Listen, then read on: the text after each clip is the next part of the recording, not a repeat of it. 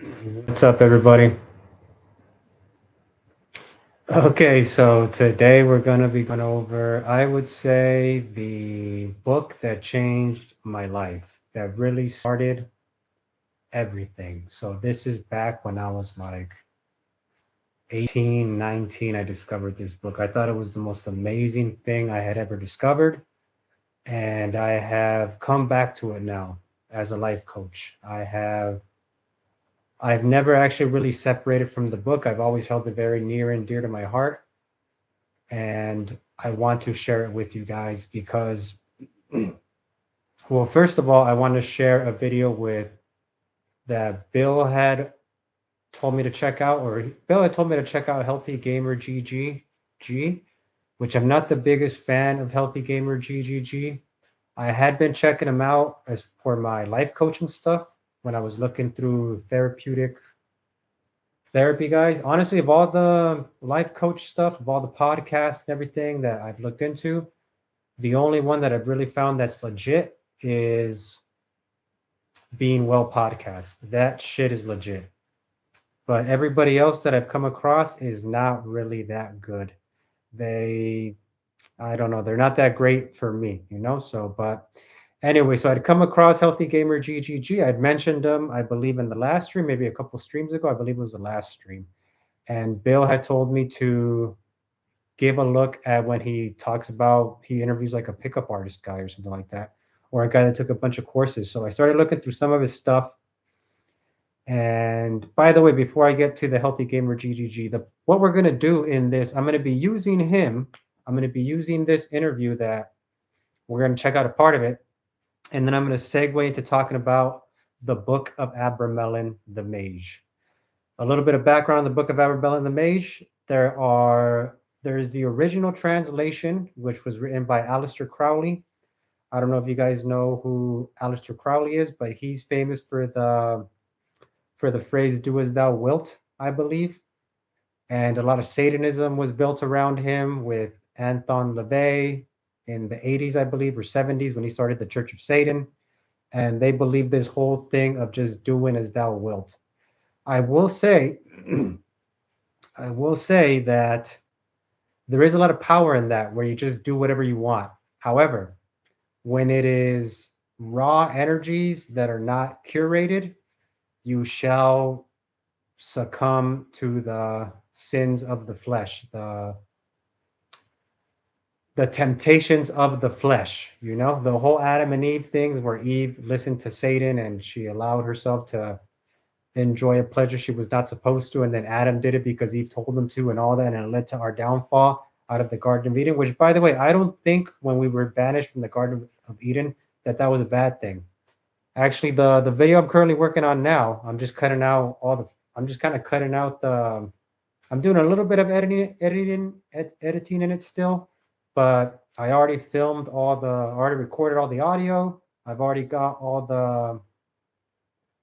the images that I want, the music, everything. It's like 3.5 hours, and I've been cutting it down, cutting out all the parts that I feel are redundant, and I've gotten it down right now down to like I believe 3 hours flat at the moment, and I'm still cutting it down. It's probably going to end up being cut down to like 2.5 hours when it's finished, and it's me going over the whole Garden of Eden and the creation story and what I actually believe God is and how it can help you. I tie it to dating and all this stuff, and I tie it to just becoming a better version of yourself. Well, this Book of Aberrell and the Mage is similar. It's with dealing with your lower energies. And you're going to see when we talk about Healthy Gamer GGG that a lot of this stuff is, dude, from all the life coach stuff that I look at, I've all the books I've looked into for improving someone to become the best version of themselves and become just in touch with themselves and all that. This is the Abramelin the Mage. By the way, Abramelin the Mage is a book that was written in the 1300s by a man named Abramelin, and he discovered the system. He ended up being the magical advisor to the king of whatever Germany was called at the time. But he picked up this knowledge from a guy in Egypt that he met out like in the middle of the desert back in the 1300s. Then he wrote this book for his son. It's actually a secret book. It's a legit magic book. It's called the Grimoire. So it's a legit magic book that he wrote for his son. And it has spells in there and crazy stuff like that. I don't read too much into that, but what I do read into is the alchemy. And the alchemy is about turning lead into gold, and that's just a metaphor because back in the day, if you talked about when alchemy was around, if you talked about stuff like magic like that, it was heresy and you could get killed. You could get put in prison, put in a hole, and just like be starved to death in a dark hole because you didn't believe in God. So people used all kinds of code like alchemy, and when they're talking about turning lead into gold, they're talking about turning the lower self into the higher self, taking your lower energies and converting them into higher energies. Now, we must be careful when we talk about these things because if you guys are anything like me when I was beginning my journey, the you're gonna end up using it to cover up things without dealing with the actual things. You're gonna be like, oh, I got this new system I can use, and now I can be who I want to be. Now people will love me. Now I can receive all the validation and everything that I want and get the results that I want. I have this system now to save me. You're looking for a system to save you, just like I was. Okay, so we have to be careful. I'm going to make sure to dispel all this while I'm talking about the system with you.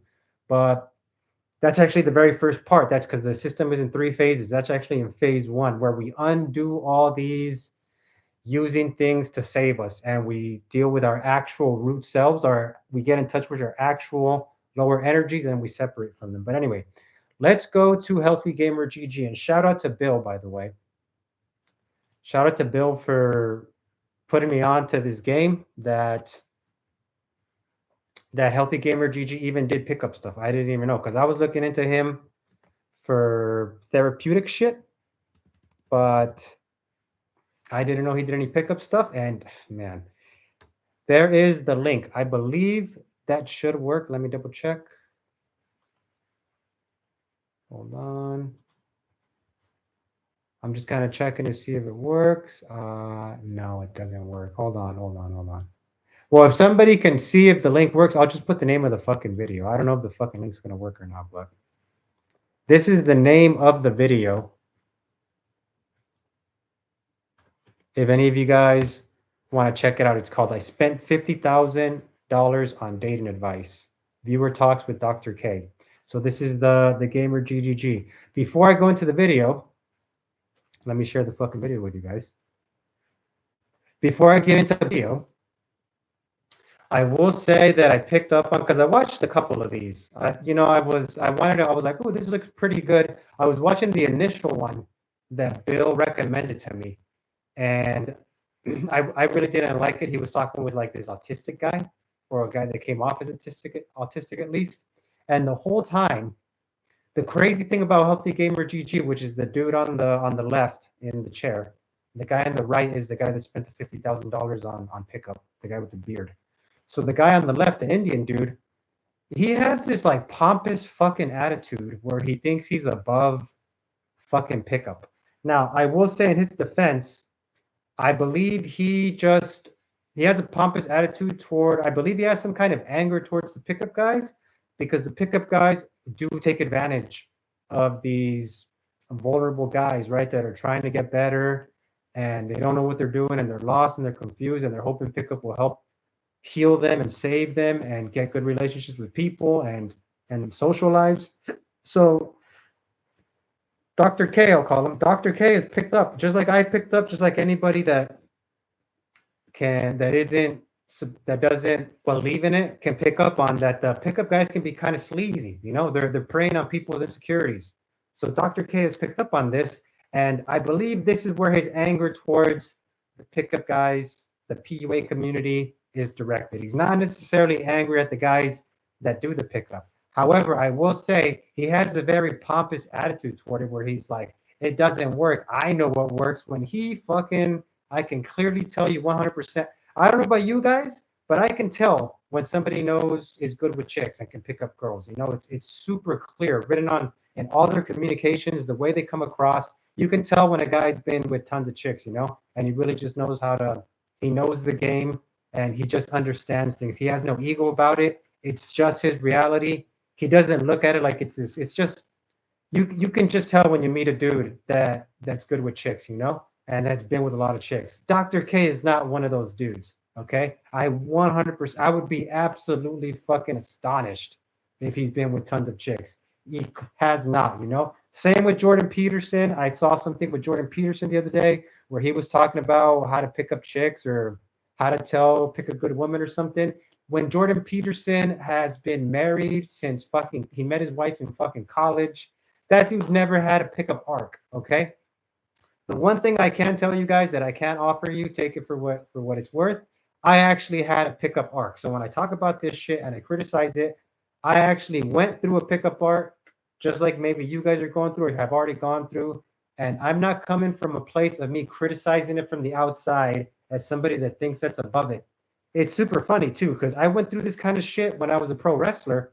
When people would talk shit about pro wrestling and be like, it's fake and blah, blah, blah. I'd be like, all right, get in the fucking ring. If it's so fucking fake and it's such a fucking joke, get in the ring and see how well you can fucking hang. And they show stuff like this on, I remember back in like the early 2000s, they put some dude talking shit about pro wrestling, and I think Kurt Angle trained him or something.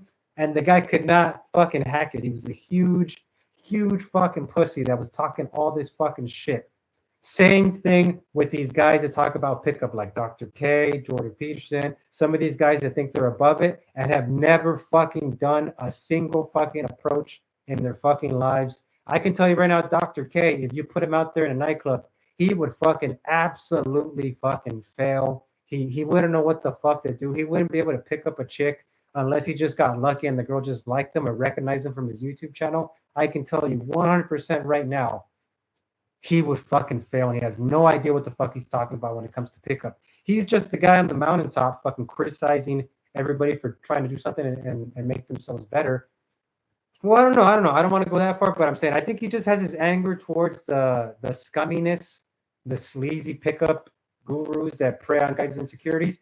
I get he has a thing at that, but there's this part of him where he thinks he's above any of the advice that the pickup community gives when he himself has never picked up a fucking chick. You know what I mean? So it's like that's my one thing against him. But I mean, you know, the guy is out there trying to help people, so I'm not hating on him. I'm just saying he had this fucking thing about him when he was talking about pickup where he thought he was above it. So I picked that up on that first video that I saw. I didn't really like it though because the guy who was helping was not a regular guy. He was like a guy that was weird, and he was a hard case basically. You know, nothing against the guy who was helping, but the guy was, you know, he was a hard case. I think he was autistic, honestly, or slightly maybe had Asperger's or something. It was kind of weird, you know. Then I came across this video. In this video, this is just a regular guy. You can see the guy on the right. He made a bunch of money, as the name of the video says. He spent 50K on pickup advice and trying to improve himself. And the guy has been through a lot. If you actually watch the whole video, it's like a 2-hour fucking interview. Let me see. It's an hour and a half fucking interview he does with Dr. K. And the guy, you know, he sounds like your typical PUA guy. He's I mean, looking at him, there's nothing wrong with the guy, you know. There's nothing wrong with him. He's a regular looking dude. He's successful. He's 32, I believe, in the video. And he was getting laid. He was getting results. But as you listen to the interview, you can tell that he has that core problem that I've been talking about, where he has an insecurity that he's covering up and he's not facing, and he's trying to use pickup to fix himself, when really the way he's not going to fix himself through external means. He has to go internally to fix himself. But he wasn't doing that, you know, and he wasn't able to figure it out. Well, okay, I'm going to use this to springboard into talking about Abrabella and the Mage, because I keep talking about how I think pickup is. No, I think it is, man, but it's just, I think he's less relatable. The hard case guy is a little less relatable because he's a little bit more extreme. You know, he has like these weird communications because he's autistic, and I mean, nothing wrong with that. He just is what he is. Yeah, a new email. Yeah, it's the same one. I think maybe. Let me double check. Yeah, this is my email, guys. I've gotten requests from other people and it's fine. So I don't know if maybe that's what it is. If it helps you, it says the word fuck in it, you know? Here,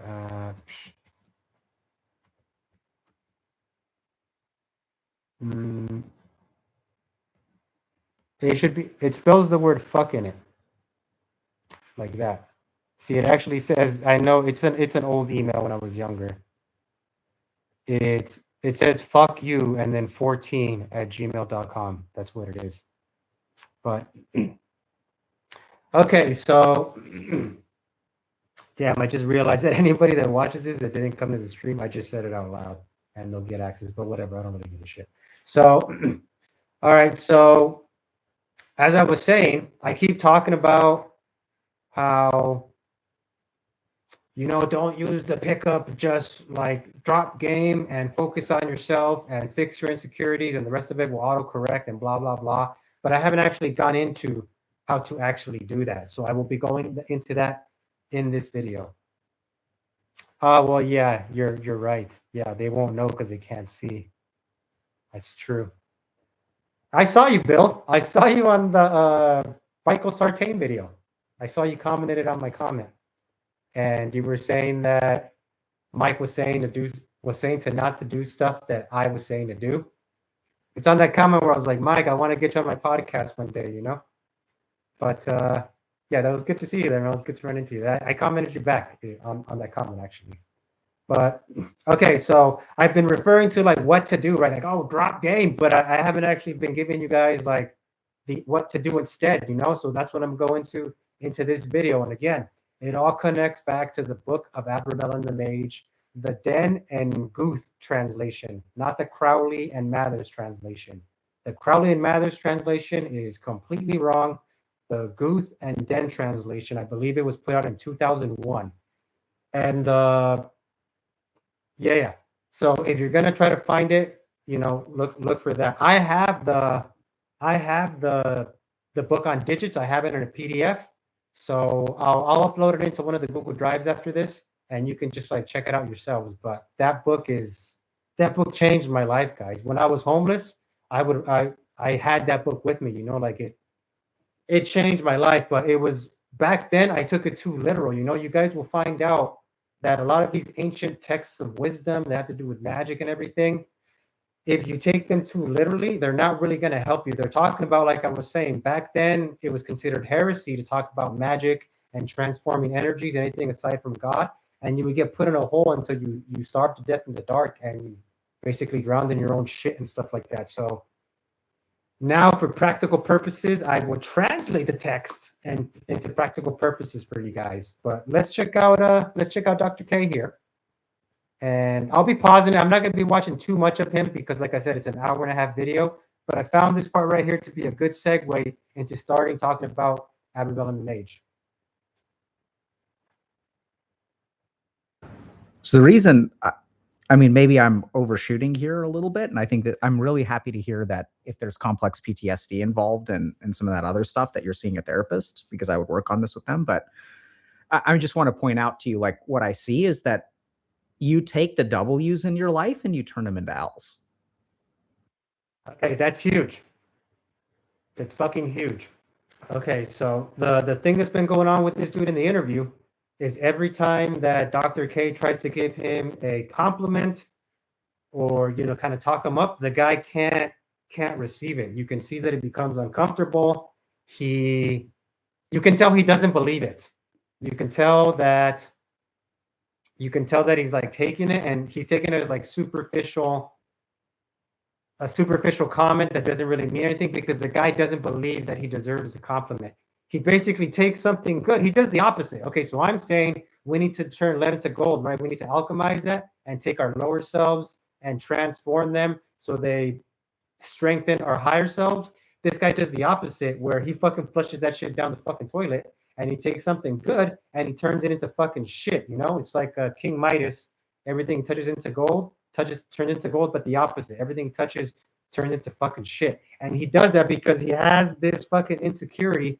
And listen, it happens to all of us when we're little kids. We get put in our head that we suck somehow, we get bullied, which by the way, I think bullying is good. I think being challenged is good, but you need to come from the right, you need to be in an environment of love for it to work on you and challenge you and help you grow. Otherwise, it's gonna fucking crush you, you know? It's like that saying goes, pressure creates diamonds, but it also creates dust, you know? So it really depends on how you absorb it. But what's been going on with him, this might be what's going on with you guys, where you cannot see what's good about you. You cannot see, or he cannot see what there is to love or what people like about him. Interesting thing that's going on with this guy.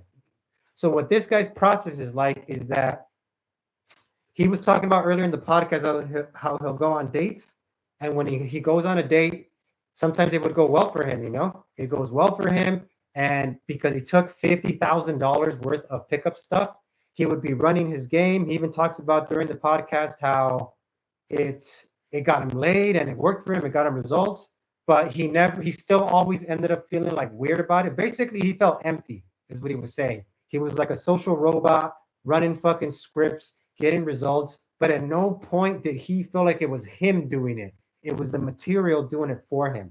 So after a while of doing this, he gets his results. It boosts his confidence a little bit, but ultimately he reverts back to where he started, where he's like, no, but I still feel empty. It's because he feels insecure, you know? He's starting to feel that insecurity, which this is the first thing that's going to initiate the whole process, okay? The very first thing that's going to initiate the process is pain, unease. Something is going to feel off inside of you, you know? You're going to feel like basically soulless at some point, like you're not fucking present.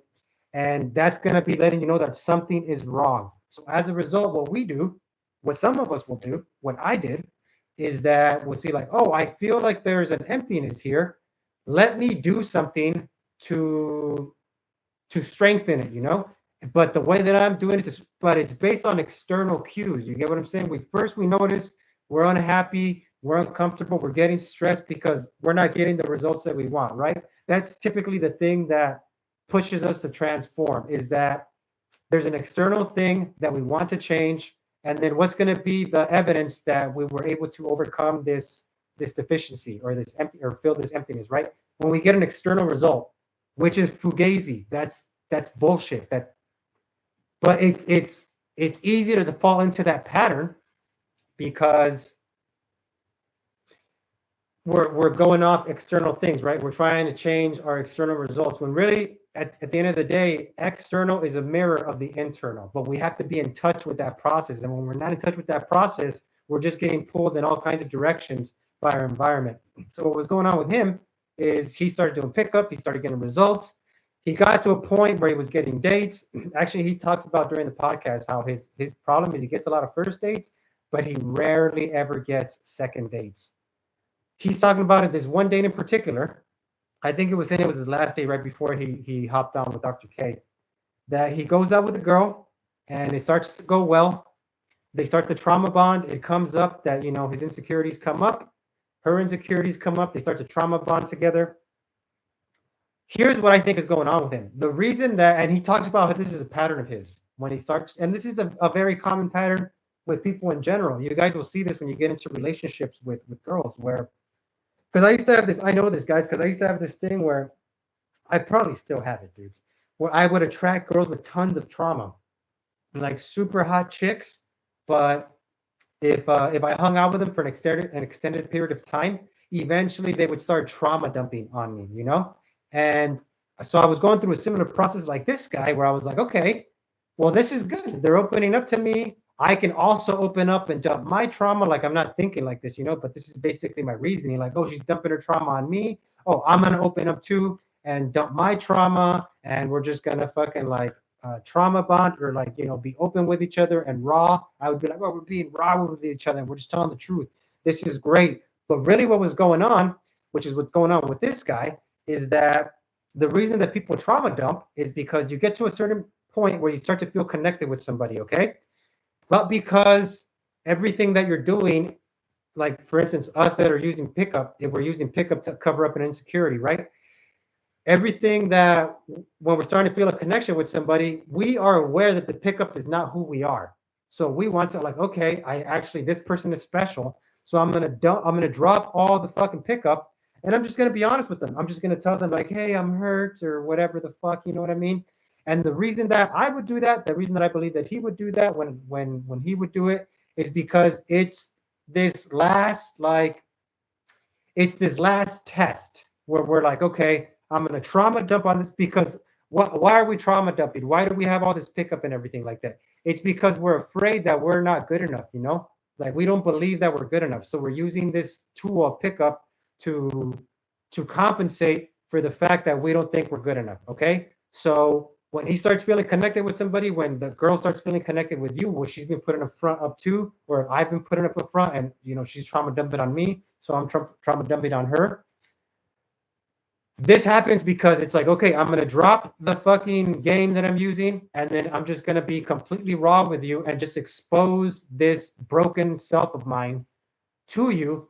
And if you accept it, this is what I'm basically communicating to the girl, what the girl is communicating to me. I'm going to trauma dump on you. And if you accept my trauma and validate me in spite of this dump, in spite of like my real self, right? Like this part of ourselves that we hide, that we don't want people to see that we're not enough. And we try to cover it up with game or looks or money or whatever the fuck.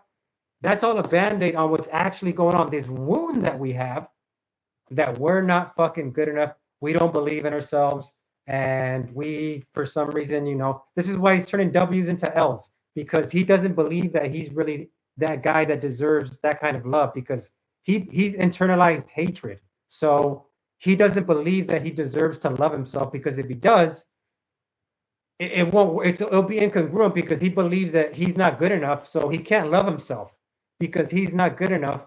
And if he loves himself as he is, the not good enough self, he's just going to continue to not be good enough, and he'll never grow. And you know, he'll never be like this amazing person that he wants to be. You know. So when people trauma dump, they need you to validate their broken self, and then if I'm trauma dumping, it's because I want the girl to validate my broken self. And then once they do, we can be ourselves now, you know, and we don't have to be scared about being ourselves. However, we're fucking painting ourselves into a corner because what we're actually doing is that we're putting all this shit on the other person to then validate us. And we're starting a pattern that anytime we feel fear or not good enough, we're going to trauma dump on the person, and the person is going to have to then validate us and make us feel better. And it's a lot of fucking responsibility we're putting on the other person.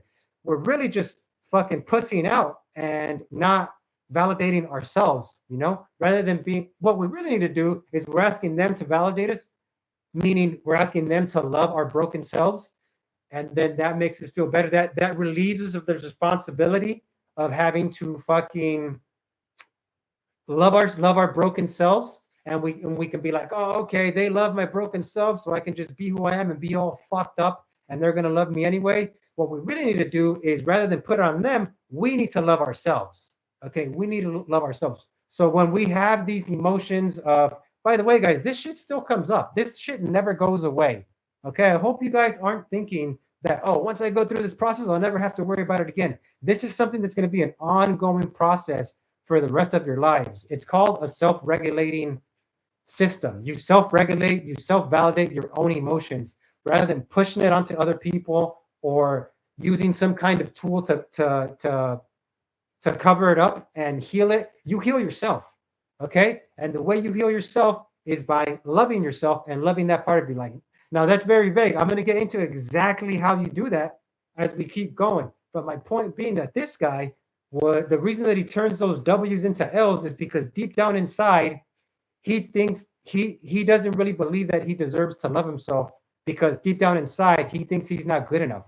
And he hasn't really, this is just sort of a symptom, dudes. When you have these raw energies and you don't take power over your own emotions and your energies and everything, they run wild.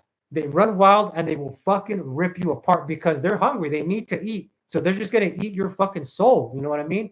But once you learn how they work, once you learn to love yourself, they actually become your foot soldiers and they become sources of power for you. But you cannot do that until you can stop looking at yourself as broken or like something's wrong with you, so you need pickup to fix it, like all this shit. You know what I mean? There's really nothing wrong with you.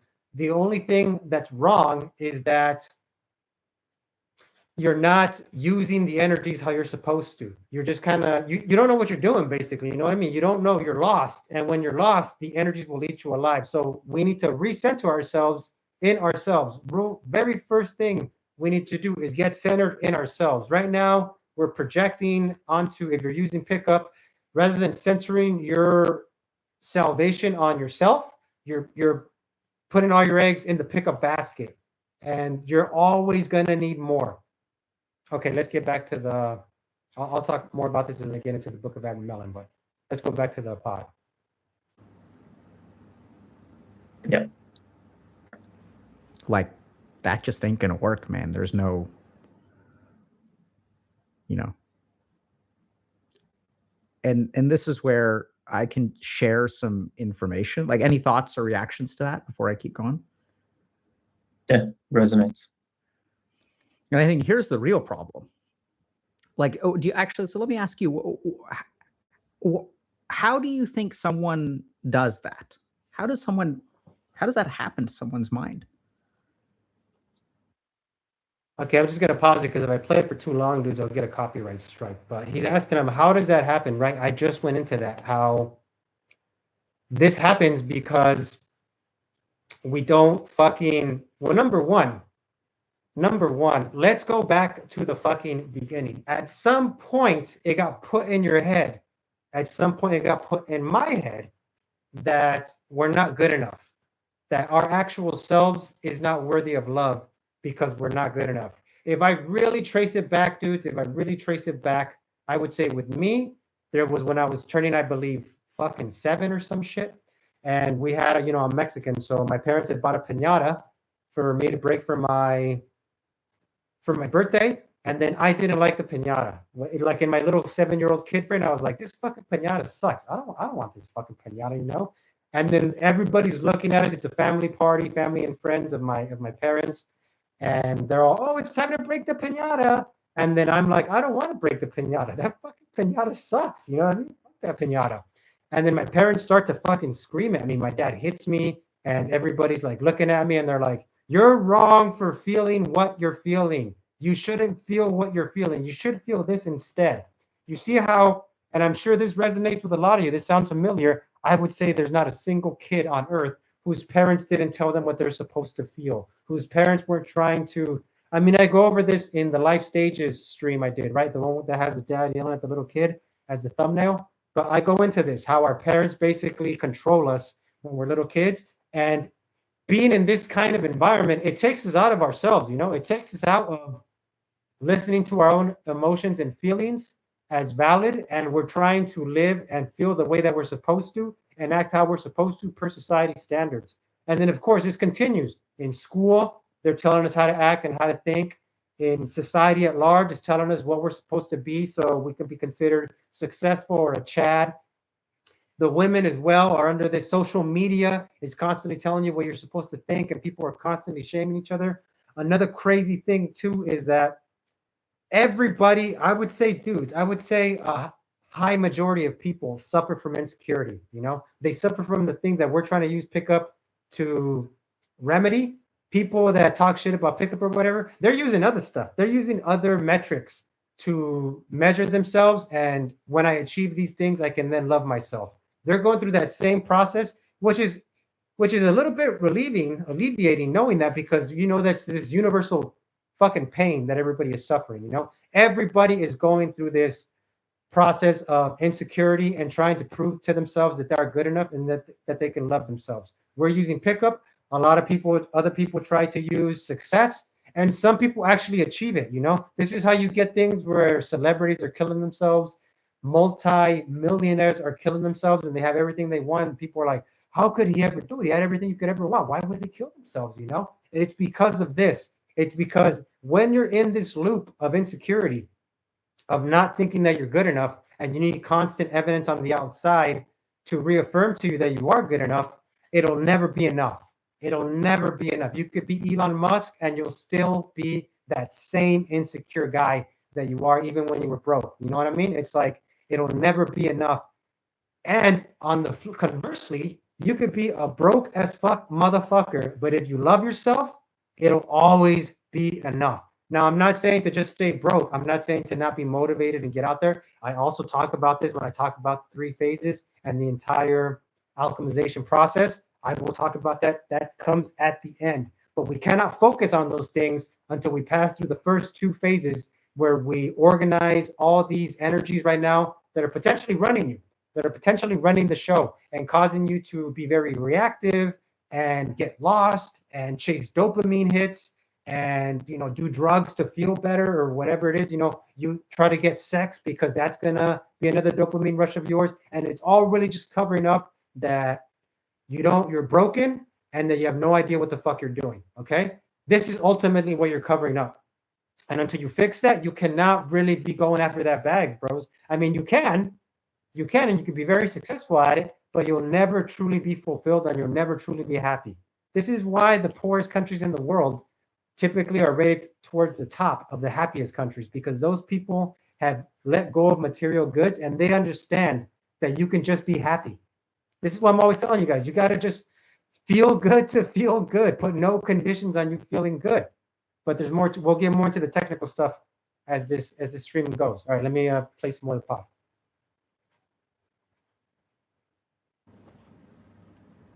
And if you want to just think about your own life, you'll find an answer there. But if not, I just love to hear your thoughts before I share my perspective. I guess it's just more like stereotype or generalized, but like I guess Asian parenting, where it's just kind of like A-. Why is that not an A+? Yep. Do this. Like, why can't I came second in this national competition? Why don't you come first?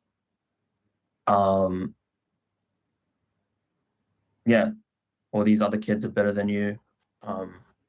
Like this cousin or that cousin is doing this and that. Like, you're a piece of shit. Yeah, as you guys can see, it's comparison, right? It's all external shit that is driving him. Okay, I think I'll play this for a little longer, but I think that I'm gonna end up like not playing any more of this podcast, and we'll go straight into the Book of Abramelin, because I'm sure that's what you guys want to know what the fuck it is, Shit, like in comparison. So it's just like, I don't know. Nothing I ever do is ever going to be good for. This is the quickest way to go from AI beginner to. All right, I'll take that as end because I don't want to watch any fucking commercials. But all right, dude. So let's talk about these 3 phases, okay? And I'll write it in the. I'll write it. Let me look this up. So if anybody actually wants to look up the book, I will put a link to it in the chat. But let's go. It's 3 phases, okay? I broke it down into 3 fucking phases. The book is also, let me just give you a little bit about, like I said, giving you the backstory on the book, is that it's the magical advisor to England. I believe it is in the 1300s. Abramelin, he meets this magical person out in the desert. There's the full text online. I just put it in the chat. And he writes this book for his son, basically telling him how to do alchemy and transform himself. Now, I will first tell you what the book says, from what I can remember. At least I haven't read the book in a while, but I mean, I read this book a bunch of times back in the day, so it's in here, So the very first thing that the book does, which is going to be the first phase for you guys, okay? By the way, what's going to initiate the process? As I said, unease shall always be the catalyst for transformation. So right now, whatever transformation you're going through in your life, whatever you're coming to these streams for, to examine within yourself, first of all, I praise you on even taking the steps to admit to yourself that there's something there that you need to fix. There's an unease that you have toward yourself about your life, and you're actually taking proactive steps. Okay. Now, this is great that you're doing it, but you also have to be careful the place that you're coming from. You must first center yourself within yourself. If you're not centered within yourself, then this is actually going to end up doing more harm than good, going through a process like this, going through any kind of self-help is actually going to hurt you, because it basically becomes this huge attack on the self if you're not coming from a place centered in yourself. If you're conversely coming from a place where you're broken, something's wrong with you, and you need this stuff to you need this stuff to fix yourself, because you at a core, your core belief is that something is wrong with you. So you need to fix yourself because your core self is broken. Okay. And rather than just sit with the core self, you're going to shame the core self and, talk shit to the core self and be like, I fucking suck. Why would anybody ever love me? I used to have thoughts like, I don't deserve to have a girl. I don't deserve a hot girl. I used to literally think shit like that. And it took me many years to decouple myself from that belief.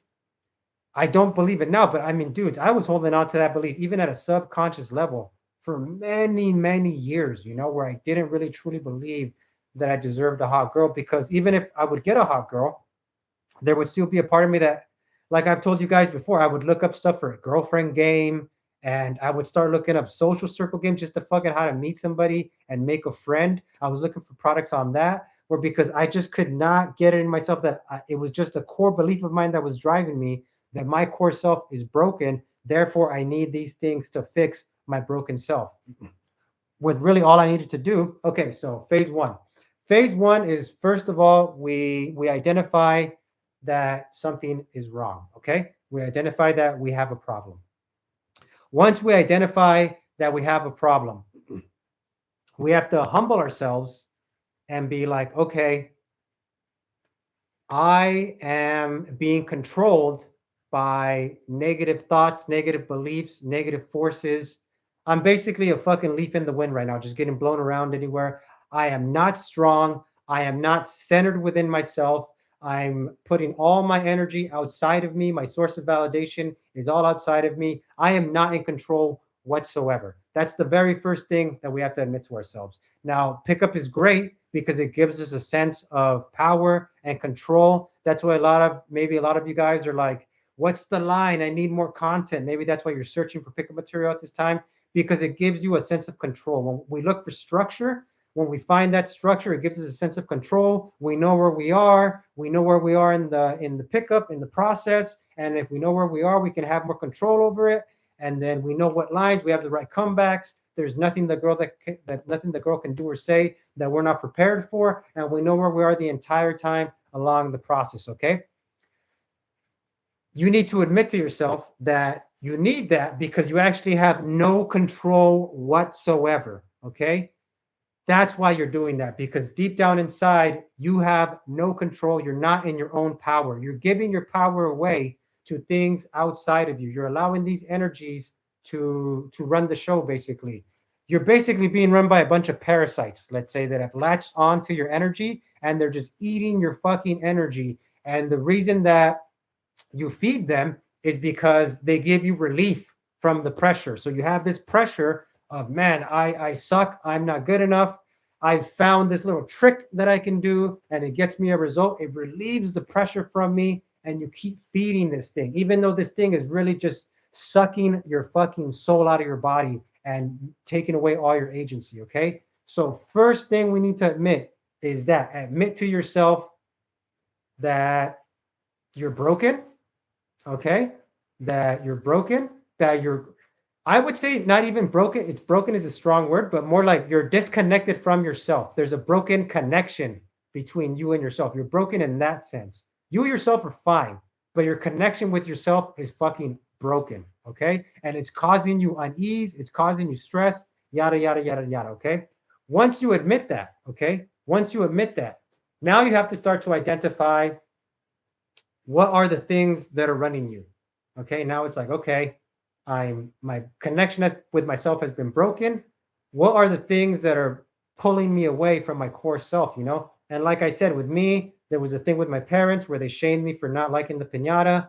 There was also the very first girl that I ever liked. She told me I was gross or ugly or something. So that really hurt me and wounded me and separated me from myself as well. And it's like all these people telling you you're fucking shaming you for what you're feeling, telling you that you're not good enough to as you are. And by the way, it's not bad that our parents told us stuff when we were little. It's good, they're trying to help us not become these little fucking shitheads.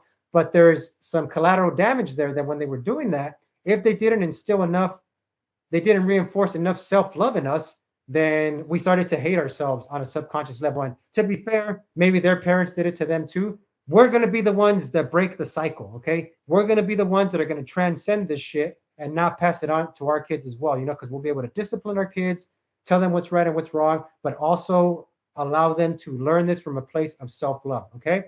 So first identify what are the energies that are pulling you fucking apart, that are breaking the connection from yourself. It's most likely going to be some sort of fucking external validation that you're seeking, some type of result, some type of validation you want from women or from the world or whatever to tell you that you are good enough, rather than it just coming from yourself, from you telling yourself that you're good enough and believing it. Remember the guy in the video, he was taking W's and turning them into L's.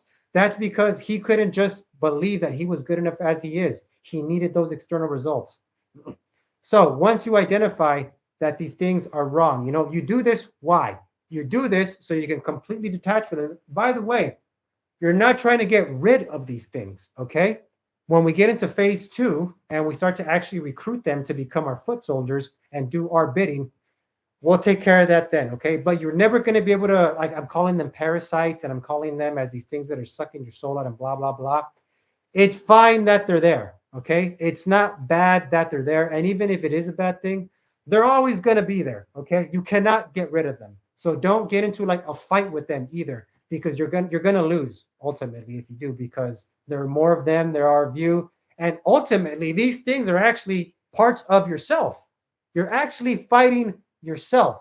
But it's like when you can't recruit these things to work for you, they end up turning on you, kind of like an autoimmune thing, and they end up eating you alive because, they're parts of you. They need energy. They're just going to start to eat your energy. And because you don't control them, they just suck your energy out of you. Like they just eat you alive, essentially. The first thing we need to do is from detach from this belief that we need external things to make us feel better, and then detach from the actual energies that are controlling us. Like take a step back and look at them. The first phase, I like to call it the witness phase, is where we develop our witness, where we can just view ourselves objectively, free of emotion, free of anything. And these things might still be controlling us even, but we're able to see how they're controlling us. And we're able to see what I'm telling you now. You're able to see that the reason that they're controlling you is because you haven't taken control of them, and because you're separated from yourself. Your connection from yourself is broken. So that's where all your power is. That's where your strength is, guys. It's within yourself. So you must reconnect with yourself. So the very first thing you need to do to reconnect with yourself is pull back, which, by the way, you're going to see in phase 2. Phase 2 is a self-love phase where we start to cultivate our self-love and bless ourselves and all that. That's great.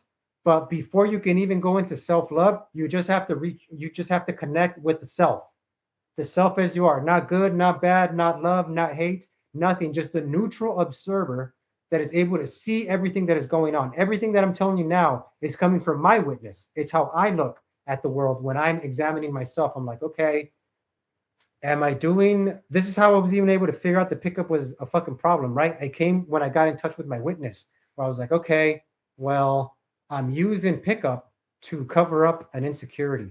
And anytime that I don't do an approach, I get a drop in energy because I'm using pickup to validate myself rather than just validating myself through myself. I know that sounds kind of confusing, but basically I'm using an external source to strengthen myself rather than myself. I was able to see that I was doing that.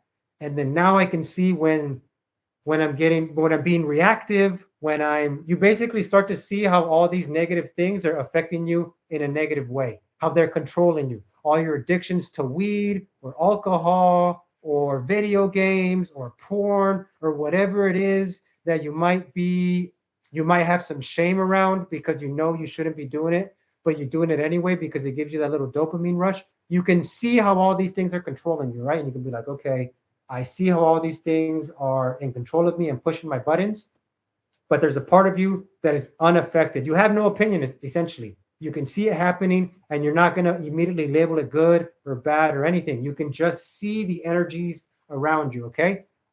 If I'm being vague at all, please let me know in the chat, dudes, or if you're watching this on the replay, leave me a comment and I'll get more clear. But that's as clear as I can be. When you're in witness, you're able just to see everything that is going on around you and just allow it to be. And you're able to separate yourself from it and be your actual core self. You're reconnecting back with your neutral, pure self. This is also known as a purification process. So in Abramelin the Mage, in the book, it says to go out to the wilderness. It says to do a bunch of prayer and basically not feed the negative energies. That's how you pull away from the negative energies. You stop feeding them. And then he says to go to the wilderness because you separate yourself from the environment in which those negative energies are strong. So for instance, if you're like, let's say you're a fat person, you get rid of all the unhealthy foods from your kitchen, and you stop buying unhealthy food. You basically remove all the food so you can stop feeding those negative energies. I'm not even saying to do that much. What I'm saying is to just separate from themselves internally. Like stop needing them to feel good. Stop chasing that dopamine rush to feel good. Just see it for what it is, man. These things are draining your energy. Even pickup itself, when I keep telling you to drop game, stop using pickup to heal yourself or fix yourself. The very first thing you need to admit to yourself is that you are not broken. Okay. What's broken is your connection to yourself. So to get back connected with yourself is to admit to yourself that you yourself are not broken. You are your greatest source of pure fucking energy. Okay. So you connect with the witness. And like it says in the book of Abramelin the Mage, you go out to, I believe in the way of the superior man, David Data says to go out to a cave. You always see this in all the religious texts. You always see this thing where the spiritual student goes out into the woods or the mountains and they separate themselves from society and they go through some kind of purification process. So the purification process, so you can get in touch with your witness, is exactly that. You start to just like separate yourself from this belief that you need anything to fix yourself, and you stop believing that you're broken in any way. You are good enough. All that's broken is your connection to yourself. Okay. Now we go into phase 2. Okay. So you see how we're bringing ourselves back to neutral and getting in touch with our neutral fucking selves. Okay. That can just see things as they are. No judgment is passed.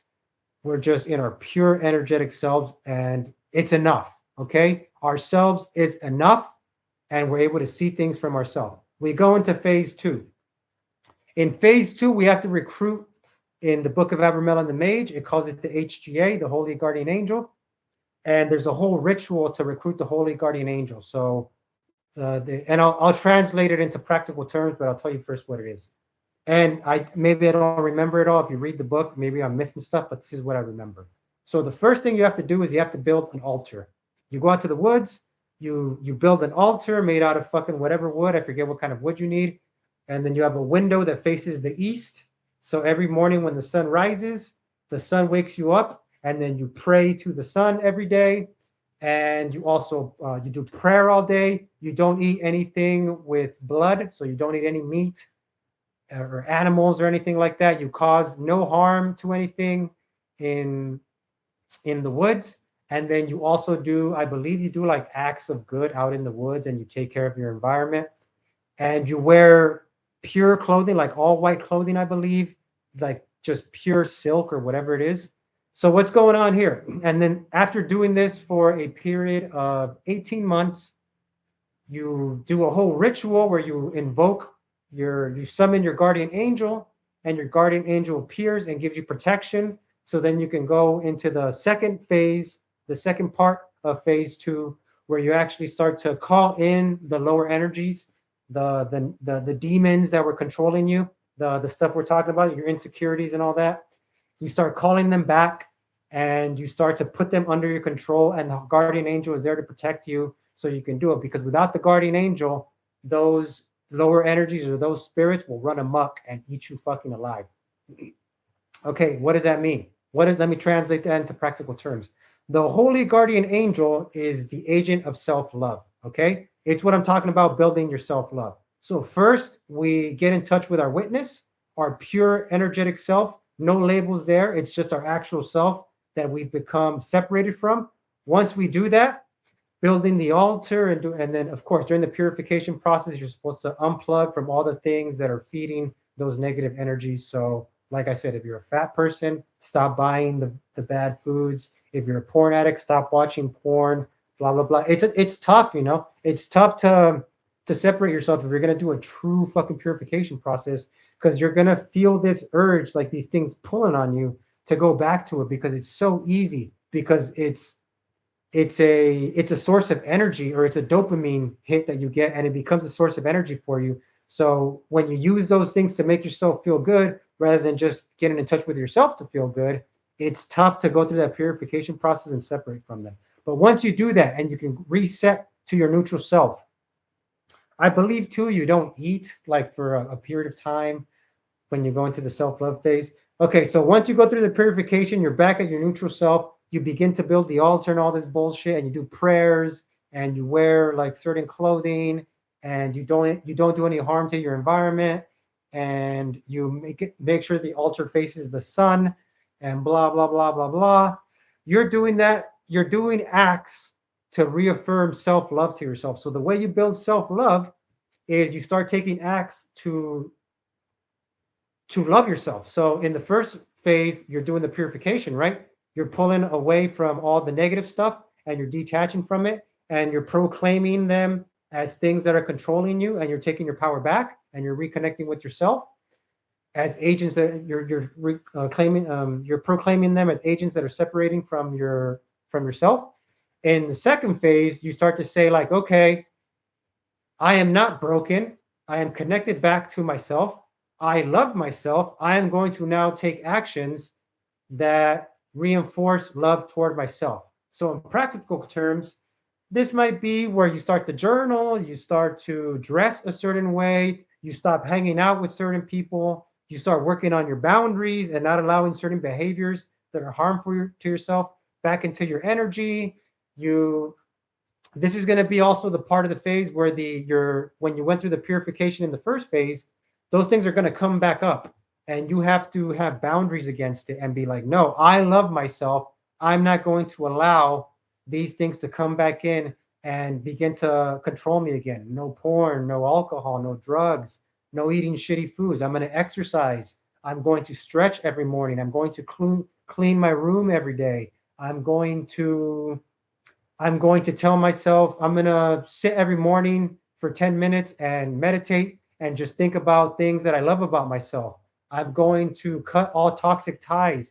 Like, you see how you're going through a self-love ritual where you're doing things because you love yourself, so you deserve to treat yourself very well, you know? And then this is also going to obviously translate and extend to the people around you, where you start treating people around you with love, because a person that loves himself also loves the people around them. So in the very first half of the second phase is where you go through the self-love ritual.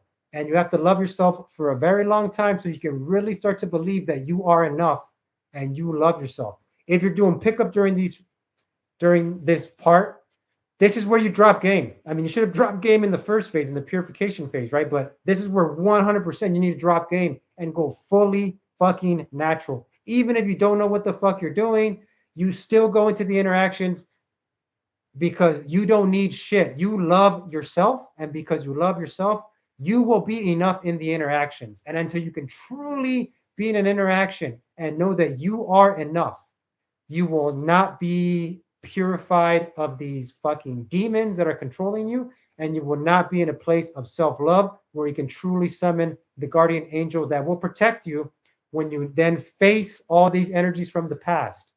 Okay, these energies that you purified yourself from in the past, you're going to call them back in. Okay, in the second half of phase 2. Oh shoot. All right, hold on, guys. I'll be right. I'll keep talking, but I need to plug my shit in. So when you're in phase fucking 2, as I'm saying, you're gonna go through the self-love fucking ritual. And you cannot go through self-love ritual if you haven't gone through this process of being like, okay, I'm doing myself harm in these ways, and not until you can see that you're causing yourself harm by needing to prep to before you feel like you're good enough to show up in an interaction, will you be able to begin the self-love ritual? You see how they all are necessary. You need to purify yourself so you can then call in self-love. Okay? All right, good. I'm plugged back in. All right. So you'll then go through the self-love ritual. Okay? This is where you start to do things that you just like to do because you like to do them. And you don't need to get a result. You do it just for the love of it. And you also start to acknowledge your strengths, your talents, and you begin to look at your life as an opportunity or as an outlet for you to express those talents. And you start to restructure your life so it's to love them about yourself, to facilitate your highest self. And beyond that, you also start to establish goals for yourself, have no shame over what you want, and have be completely grounded in yourself and become your own source of validation. And you have to be validating yourself, okay? That's how you fucking summon the guardian angel, or you create the self-love within yourself. Is you have to start doing stuff for yourself, and that's enough, okay? You don't need anything from anybody. Okay, once you've done this, I'm probably gonna write those community posts I've been writing. I'll probably write one up that has all these written out for you guys once I get a chance. But okay, then you go into that's all the self-love shit.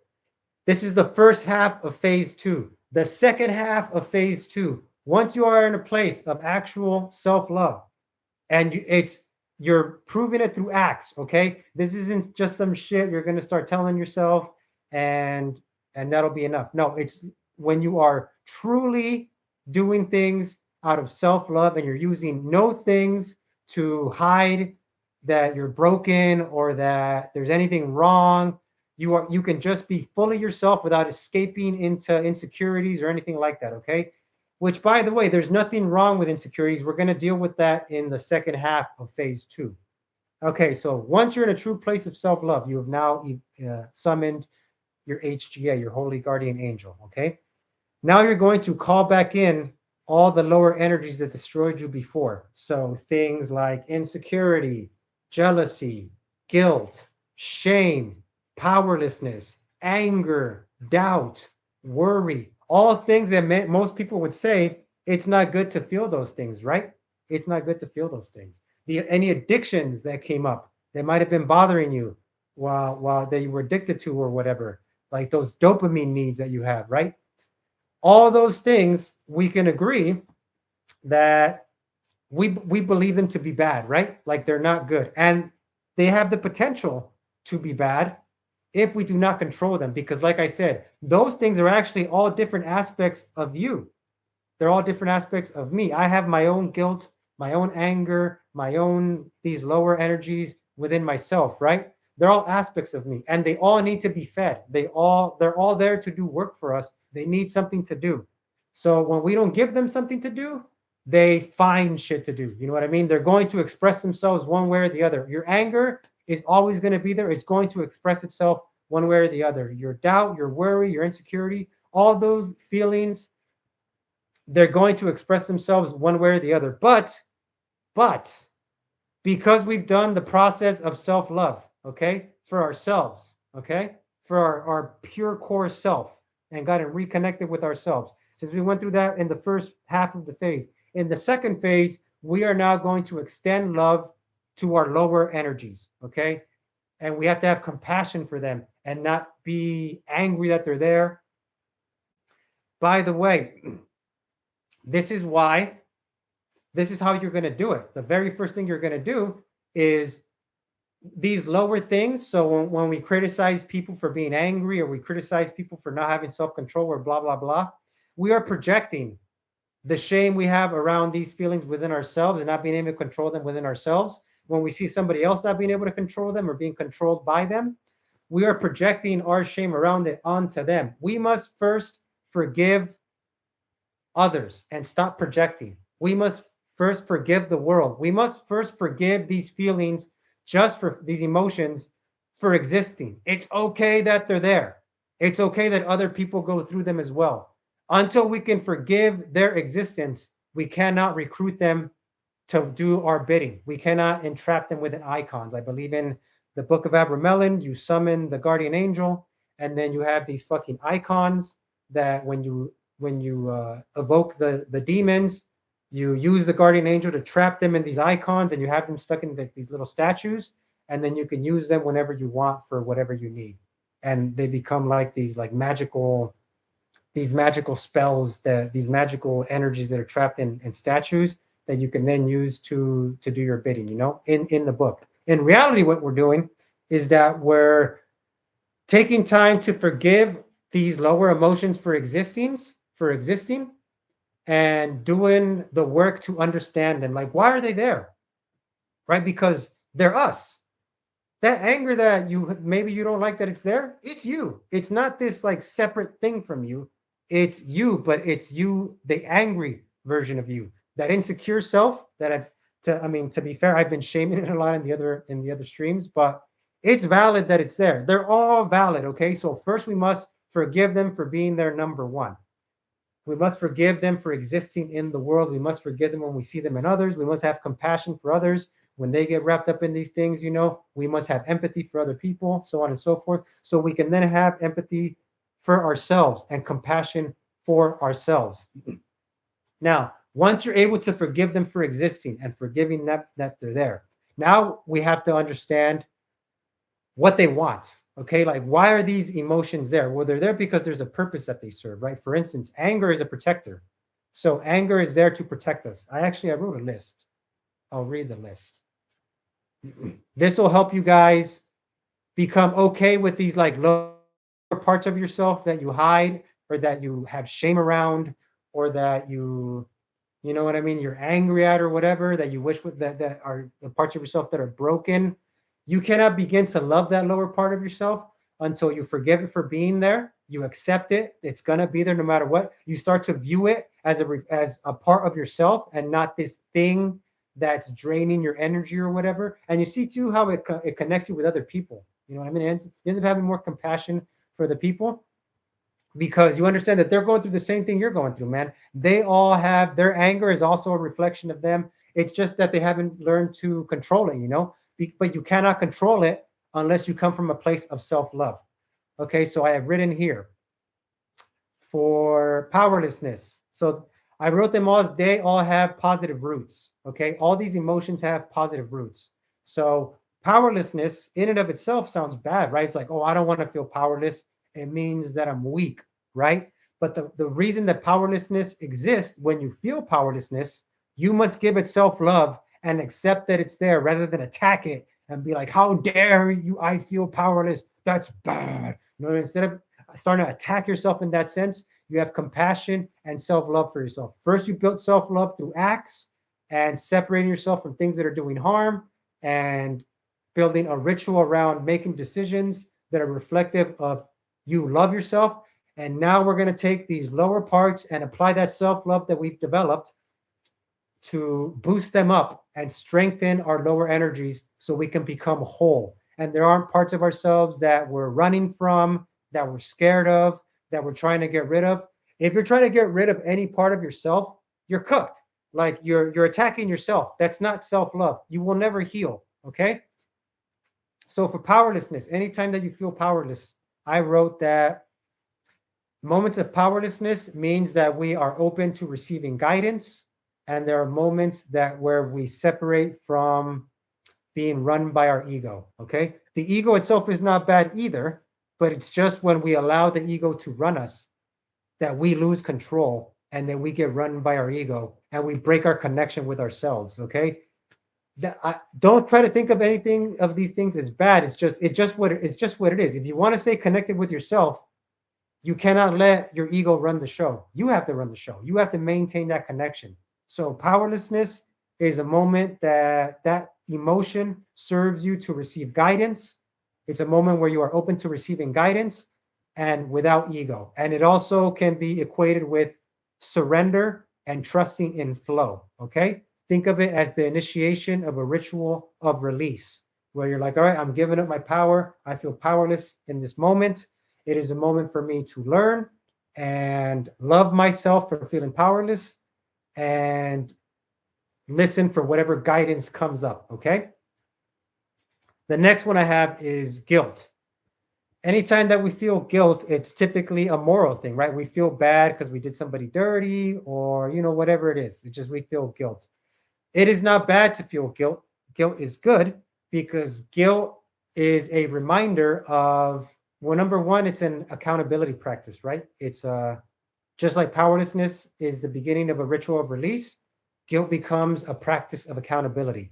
So we begin, and it also calls on us to, it's a moment of integrity where we can be like, I feel guilty about this. This means that I need to view this as an opportunity to have integrity. Thanks to this guilt, I can now call on this guilt to lead me toward my integrity. And it also calls on us to be more ethical and protect our values and reinforce our values. And it reminds us of who we are, what we love, and if we got led by some.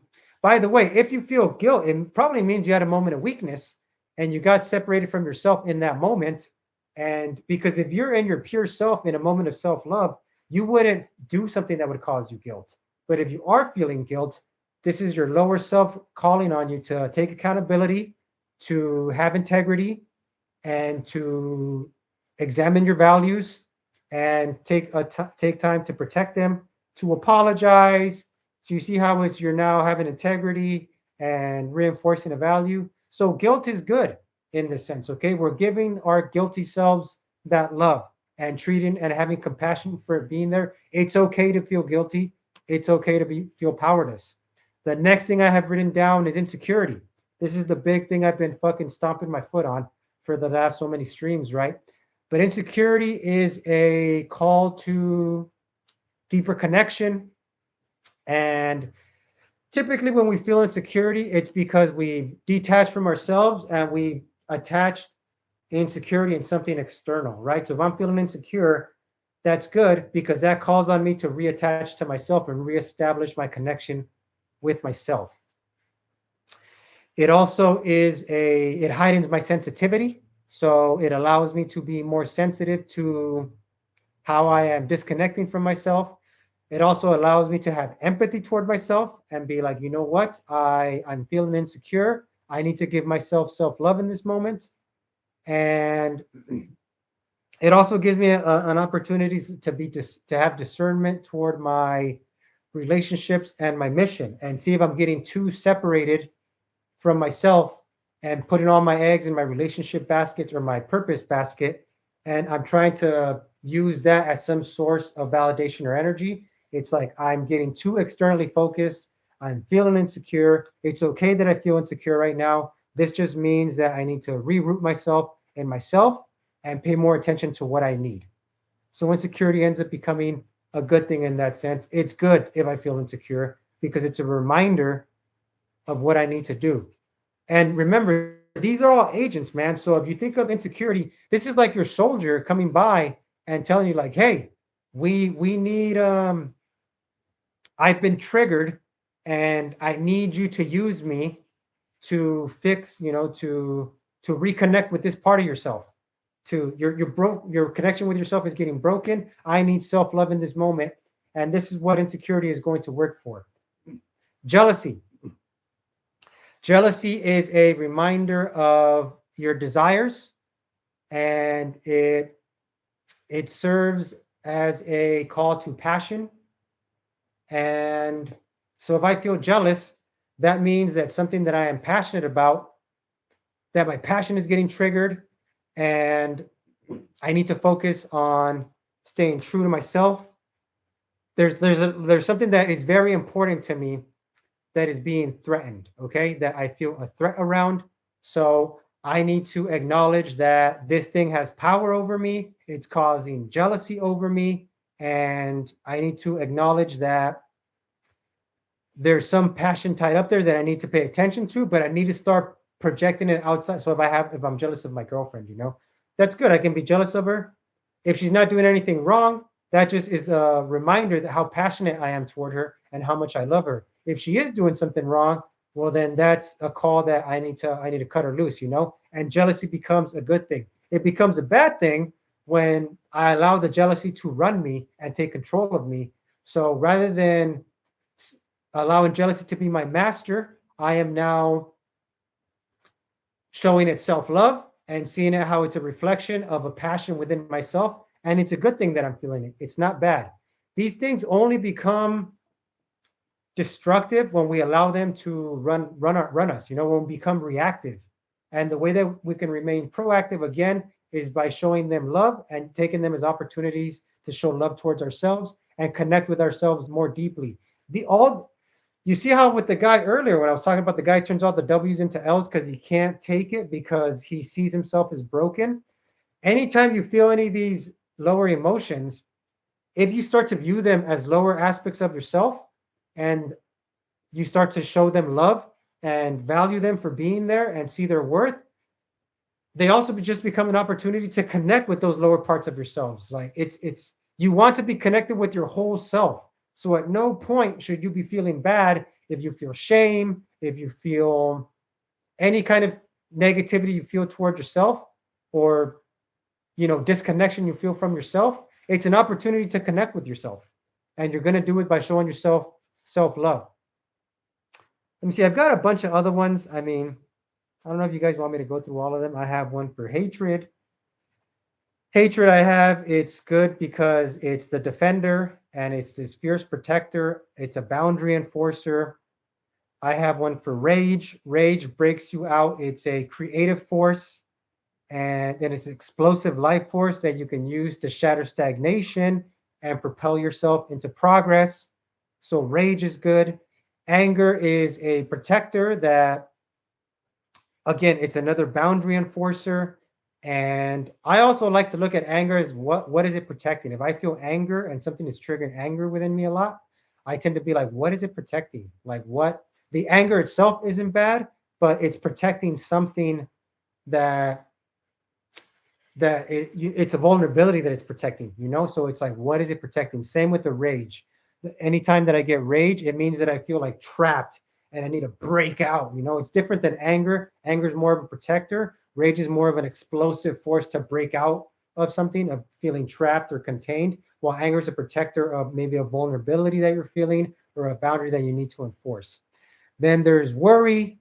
Worry just means that I need to exercise caution and wisdom and begin to plan and ground myself in foresight. So I need to show worry self love in the sense that, it's something that I need to be paying attention to and that I'm being called to focus on via worry. All these emotions really are things that are calling you to pay attention to these aspects of yourselves. But when you look at worry as bad, then you don't pay attention to that part of yourself and you start creating a disconnect from yourself and this unhealthy relationship with yourself. Then I have impatience is positively rooted in this urgency to take action and build momentum. It's an action trigger and it serves to accelerate progress. So if you're impatient, it means that there's a party that feels like you need to do something. So examine it, like why, like why. It doesn't necessarily mean that you have to take action right this fucking second, but why are you feeling impatience? So take time to give love to connect with that. And all I'm saying when I'm saying to show that self part of your self love, I'm just saying to connect with that part of yourself, listen to what it needs, and give it what it needs, and that's how you stay connected with it. Frustration I have rooted in passion and tuning in toward what matters. There's something that you're not paying attention to, and because you're not paying attention to it, it's become this nagging thing that it's very linked to impatience. Honestly, I could see how frustration and impatience could be linked, but frustration has a positive root in passion, and it's basically a call to realign yourself. It means you've gotten out of alignment and you need to get back in alignment. Something in your environment is causing you to fucking break that inner peace, and it's frustrating you, and it's getting to the point where it's leading toward anger. Potentially it's leading you toward impatience, and it's like you need to realign, like see like what part of myself is misaligned, and you need to course correct. So it turns into tuning in toward yourself and how you're becoming misaligned. Like, what is it outside of you that is misaligning you and causing you this fucking frustration, you know? Then I have irritation, which irritation means, again, you're getting disaligned, there's disharmony within you, and you're becoming sensitive to this disharmony. You're not quite frustrated yet, but you're on your way there, and you need to pick up on, like, what is this thing that is starting you to become irritated? And this is more of a, your flow of energy is getting disturbed. Okay, you're not quite frustrated yet, but your flow is starting to get fucked up, and it's like, what is causing me this irritation? So you're getting called to pay attention to how you're becoming disharmonious. And then lastly, I have pessimism. Pessimism is rooted in, honestly, I think pessimism is good because it keeps you grounded in the truth. Because you know there is such a thing as toxic positivity, but pessimism also calls on you to prepare and be like, listen, the world is fucked up. If you're thinking like that, you know, like the world is fucked up, so I need to prepare. Like even within this fucking stream, the world is fucked up. If we do not remain connected to ourselves, we'll end up getting ripped apart by all these external energies. How is frustration being out of alignment? I'm frustrated when things aren't the way I want and I'm not getting what I want. Yes, I would say for you, Bill, when you if you're not getting what you want, I would look at the things that, you know, like why you want those things. And if they're pulling you out of your core, you know, like out of alignment, it means out of your core. So if you're getting frustrated by not having the things that you want, then I, if it was happening to me, I would be thinking those things that I want aren't really what's frustrating me. It's that I'm just not happy without them, you know, that I need them to be happy. And I need to, you know, deal with that and be honest with myself about that and be like, I don't need those things to be happy. I can just be happy with myself, you know? But I mean, I know that sounds maybe like maybe you can't really receive that right now. Maybe it sounds like, you know, like I'm blowing smoke up your butt right now when I'm saying that, but that's really what it is, man. It's that you can't just be happy with yourself and you need things to be happy. You know, it's like it's okay that you're frustrated, by the way, as well. Like the frustration itself isn't bad. It's okay that you're frustrated. The frustration is the lower part of yourself calling on your attention and being like, yo, you need to connect with this part of yourself right now, because if you don't, you're gonna be frustrated, you're gonna be out of alignment. So you need to go inward, bro. Okay, so that's frustration. I believe that's all. Pessimism was the last thing. Okay, so those are the first two steps. All right, we're gonna go into step three. Step three is some advanced shit. If you go into step three before you're ready, you're going to get wrapped up in ego, and you're gonna be a very unpleasant to be around. You're gonna turn into a fucking asshole. So to recap, phase one, purification. You begin to detach from all the things that are breaking your connection from yourself.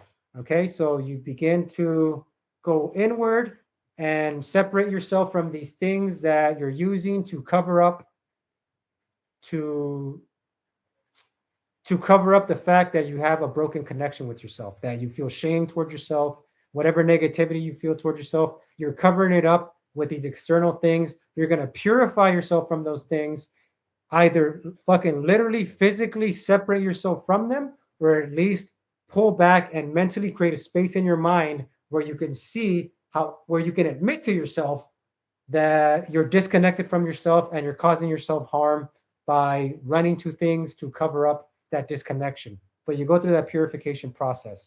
Then you go into phase two. Once you go into phase two and you're at a neutral place where you're in your witness within your side yourself, you begin to go into the building of self-love by taking actions of a person that loves himself, like showering every day and cleaning your room every day and eating the best foods every day and separating yourself from toxic relationships and making decisions that maybe require a little bit of discipline, but you do them because you know that that's what's best for you, and they're acts of self-love.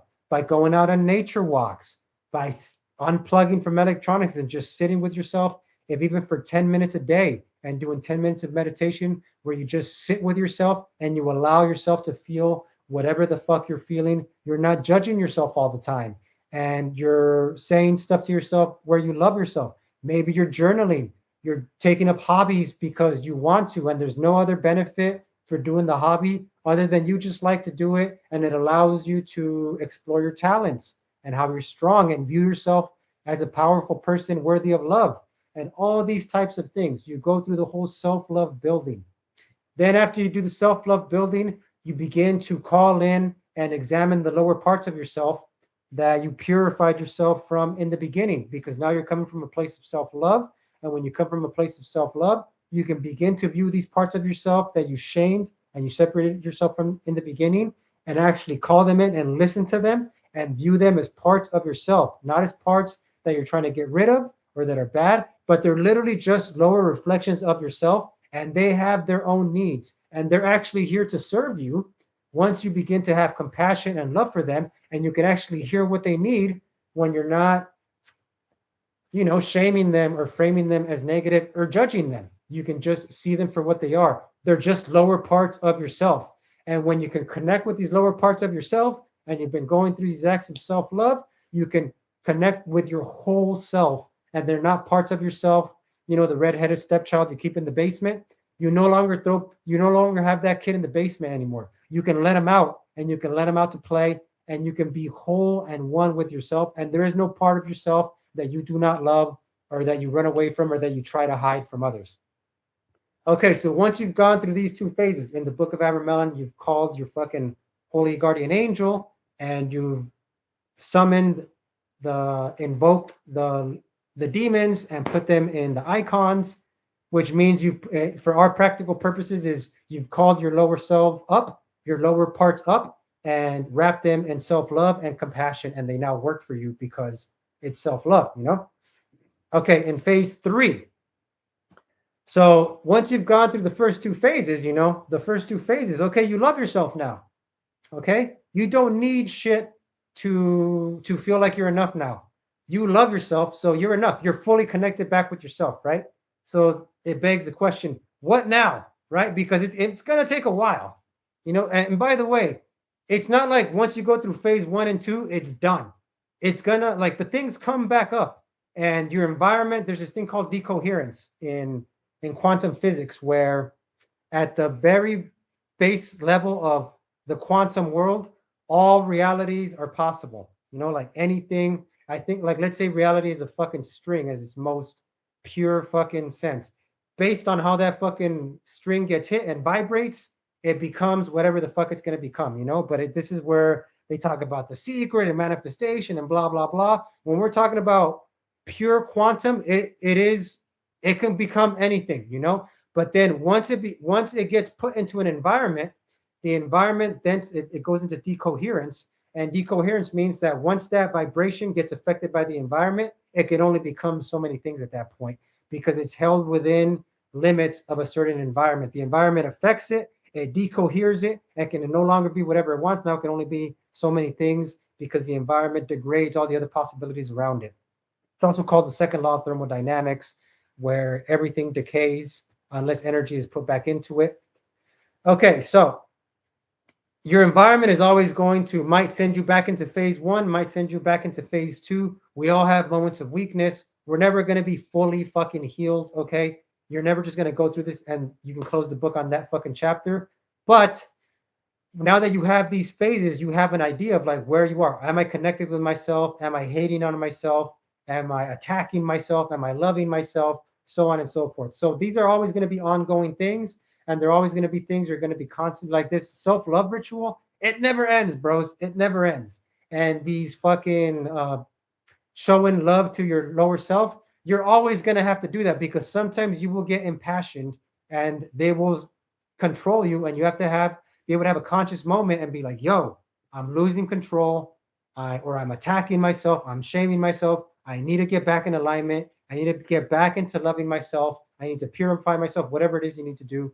Furthermore, you'll be able to see it when other people are doing it, and you won't get wrapped up in other people's emotions. You won't get into an argument and you won't feel this fucking need to win. You won't get wrapped up in these ego battles and all this other shit. You can just deal with them for what they are and understand what those things need and address those things directly. Okay. And you can feel into people and you can see where people are in their self-love process, and you become this like whole being with yourself and with your environment, and so on and so forth. You feel fully connected to yourself and all. Okay. Once you can do that though, okay? Once you can do that, now we go to phase 3. Okay. Phase 3 again is advanced shit. Okay. Phase 3 could end up becoming your undoing and destroy you if you don't go into it from a whole place. I'm not saying don't go into it either. Go into it. But just be aware, if you start developing a huge ego and becoming a fucking douchebag and thinking you're better than people because you're in phase 3, because honestly, you should feel like that in phase 3. Let me explain what phase 3 is. So, phase 3, I like to call the conqueror. So, we go from witness, we go from the witness in phase 1, where we pull out, we go into our neutral selves, where we can see all the things that are controlling us, and we're able to detach from them, and they no longer are controlling us, and we can reattach to ourselves.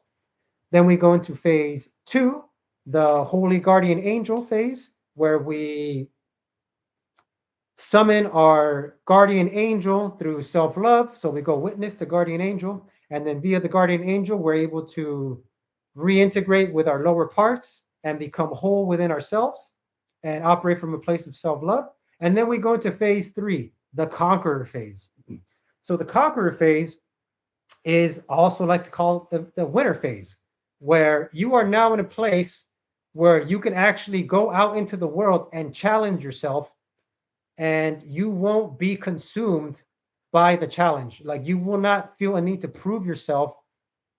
Like, you might still feel a need to prove something to yourself, but you won't need to prove yourself to feel good about yourself. You're already coming from a place of self-love. So now that you're coming from a place of self-love, you understand all your emotions and everything. You can go out and you can compete. You can be competitive. You can go and challenge other people. You can go and challenge yourself.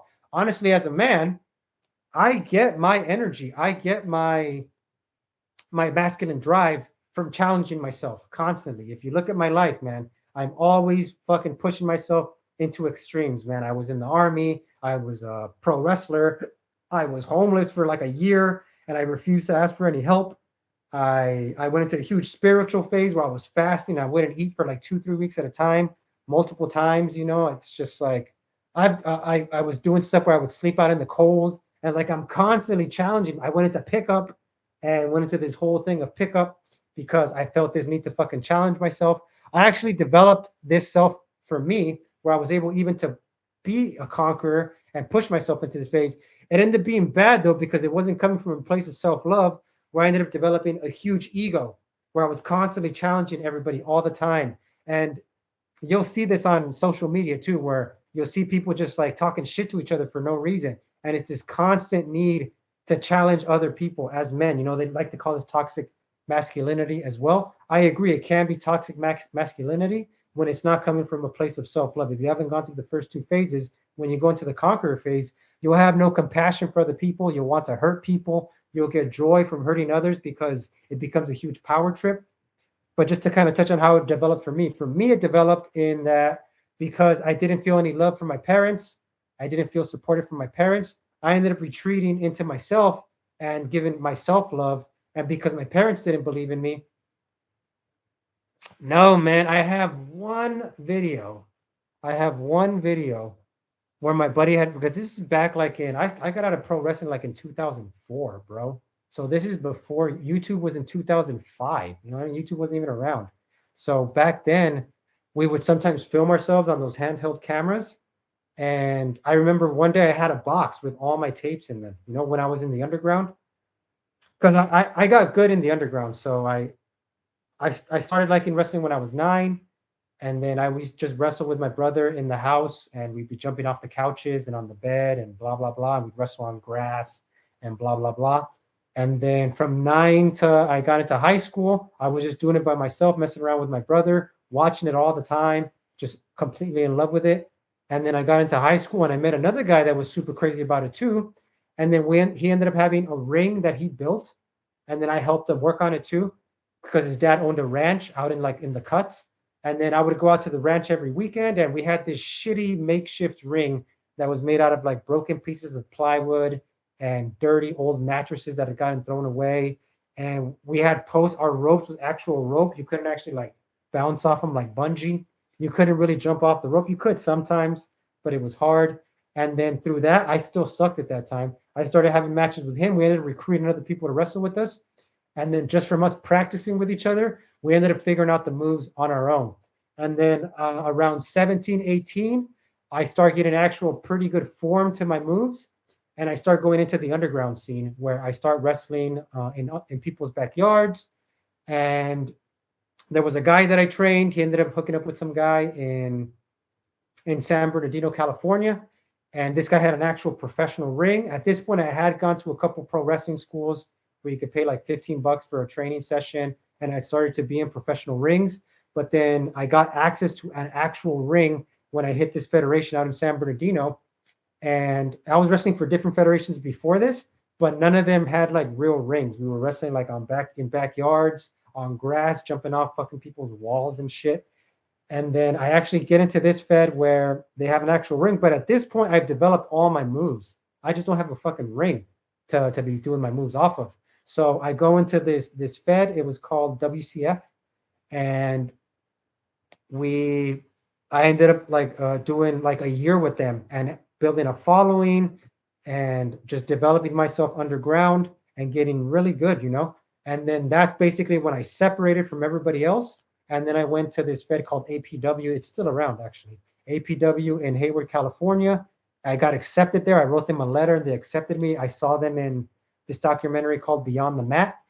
And I met Roland Alexander. He's in the documentary. Roland ended up actually like turning me pro. I ended up meeting the booker. It was like all this crazy shit, man. But while I was doing that, my parents didn't believe in me and they were telling me it was a waste of time and it's stupid. So I ended up just becoming my own source of motivation, self-love, self-belief. I'm the only one that can believe in myself. And then, of course, everybody's talking shit to me because I'm a little dude. And of course, everybody's talking shit about pro wrestling and calling it fake. So I ended up, instead of relying on anybody externally to support me, I ended up becoming my own pillar, my own sense of support. But, however, because I didn't get any love from others, and I ended up developing all these unhealthy beliefs that other people don't care about me and they hate me, and because I'm not good enough to other people, I'm good enough to myself, but I'm not good enough for other people. And then I wasn't getting girls, and girls were rejecting me, and like I was getting basically all this negative feedback externally. I dealt with that by going internal. And after I developed this high sense of self-belief, and I'm like I told you, I'm progressing in my pro wrestling and everything, I ended up just developing this high drive to challenge myself and challenge my self-belief. So I was able to achieve self-love. Unfortunately for me, I did it out of balance with my external environment. Now I don't have that problem. Actually, that's why I ended up going into pickup and everything, because that part of myself that never got developed, I ended up trying to develop it because through pickup, right? And I ended up being like, oh, people don't care about me. I mean, you can imagine how it affected me when I was fucking homeless and I was eating out of garbage cans and panhandling, and people wouldn't give me money, and people would fucking like laugh at me when I was homeless. And this is back before you could you could erect encampments. Like that's the thing now. Back when I was homeless, you couldn't do that. So cops would be waking me up in the middle of the night and following me around, making sure I'm not trying to sleep anywhere I'm not supposed to. Like I'm getting so much negative feedback from my environment that I'm like this pest that bothers people.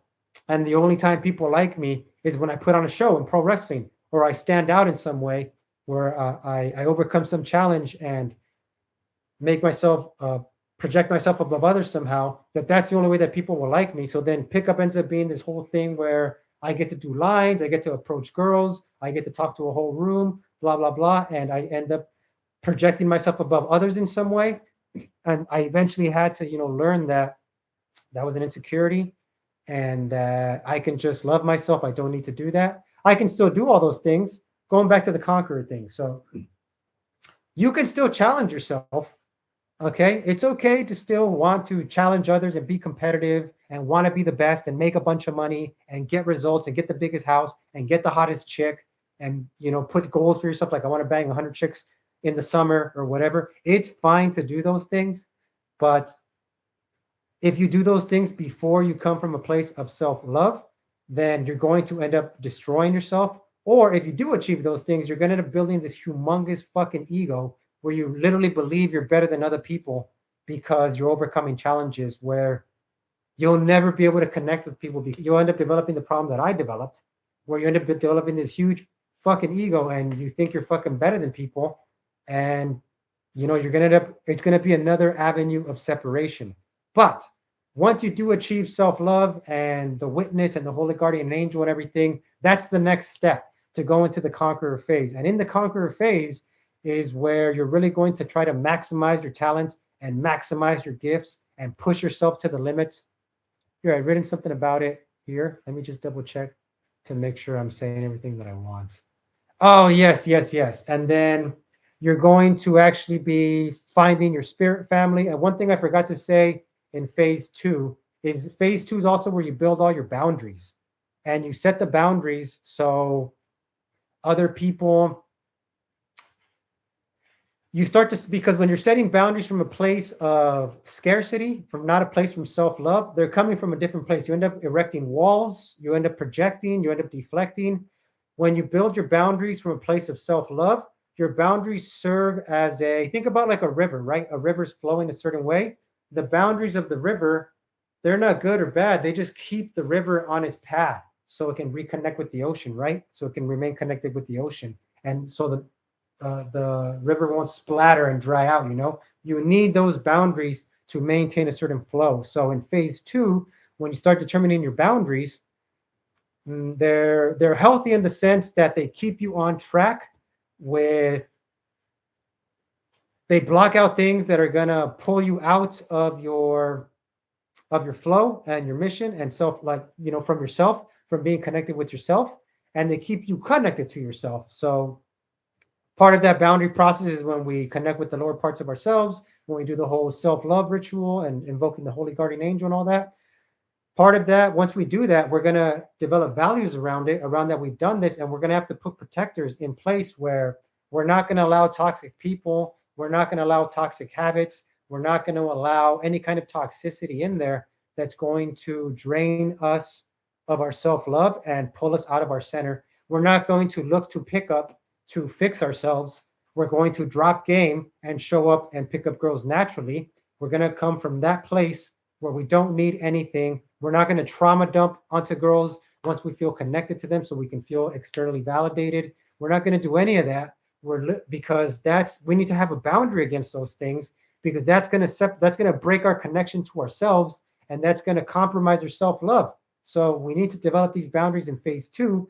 And then in phase three, when we're in the conqueror phase and we're looking for our spirit family and we're looking to connect with our environment and expand fully and conquer as much as we can and expand our gifts and challenge ourselves.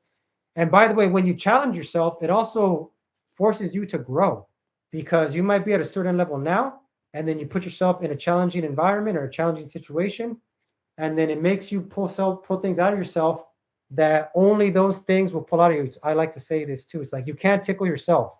You know what I mean? Like you need external things to tickle you or to stimulate you. It's like I've always been saying, like a girl's going to give you a charge that only the girl can give you. You cannot tickle yourself. You need the girl to give you that experience. You need challenges to give you those experiences. And the more you challenge yourself, you're able to challenge yourself when you come from a place of self-love, and when you fail, it won't crush you. And then when you have a competition with somebody and you defeat them, you actually don't hate your enemy. You can pray for your enemy. You see how he's making you better. This is why Jesus said, pray for your enemy, because your enemy makes you better, and you need your enemy to grow. You need that healthy separation to it connects you with yourself even more deeply when you have this counterpart to push against. So, and you're going to have to do that. I mean, and that's what's going to make life interesting, right? That's what's going to, ultimately, we're on this earth to connect with this existence. So we're here on earth to connect with the people here, to connect with this fucking environment, to ground ourselves in this reality as much as we possibly can. And our emotions, our feelings, all our physical desires, our lust, all that is what grounds us in physical reality. There's actually a book called Wild Nights that is excellent for this. because in Wild Nights, there's this guy that's like this dedicated Buddhist that hasn't eaten meat in 10 years and hasn't drank any alcohol in 20 years. And then his buddy, who's more spiritually enlightened than him, shows up drunk as fuck, fucking a bunch of hoes. You know what I mean? And it's like, and the message of that book is that once you achieve all this purification and you find this pure place within yourself, you do it so you can then connect with this.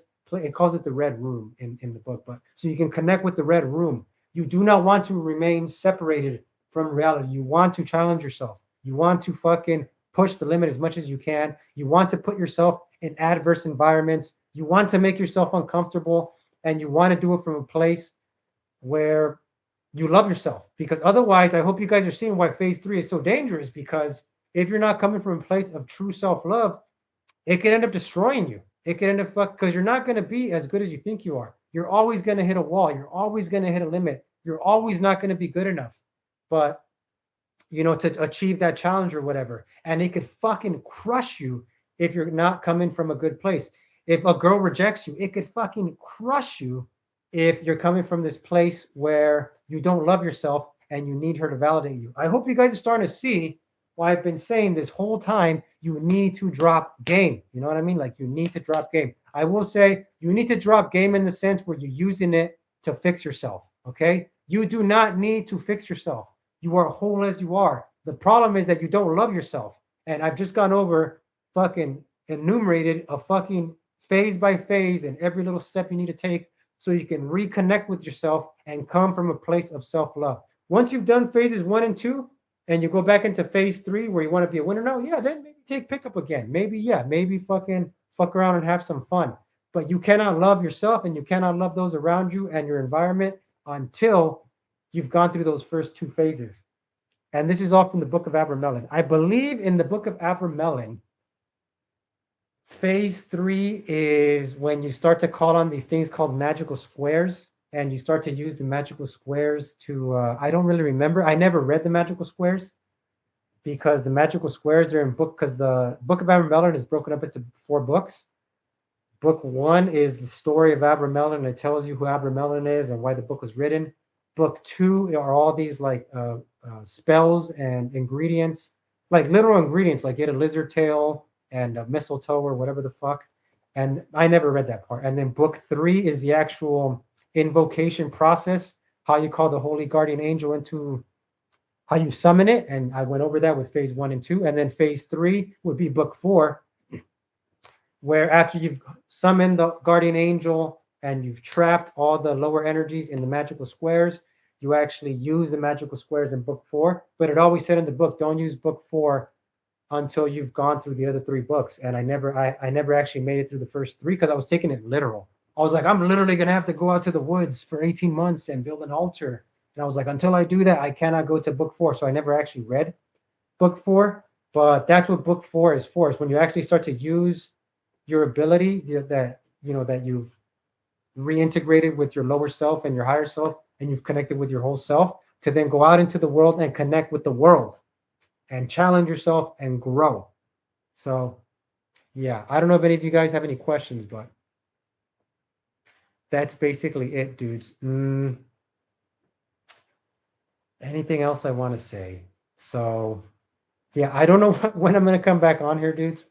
Every time I come on here, I'm like, I'm not coming on here for a while, and then I show up the next fucking day. But yeah, I don't really see any reason for me to come on again until I'm in Argentina, South America.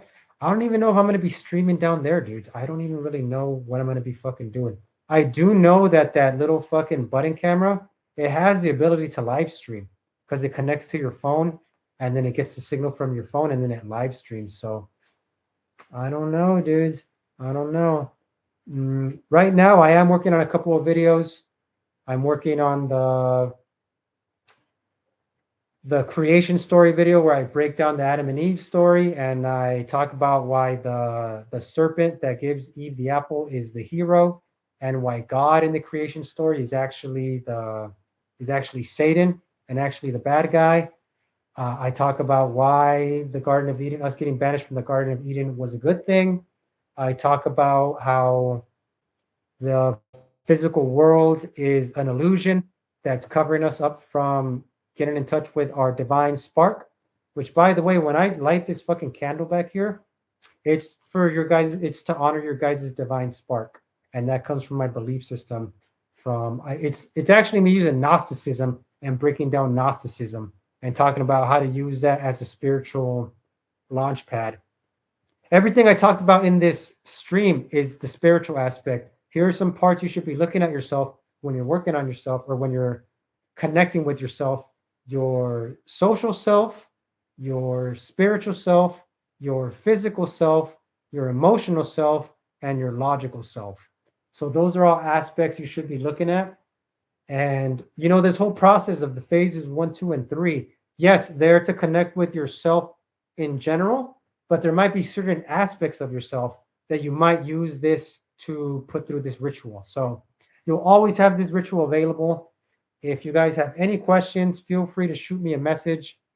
But yeah, guys, that's the stream. I hope you guys got some value out of it. And I will be writing this up in a post, on a community post, when I get a chance. And yeah, I'll look out for my next video, guys. You guys take care.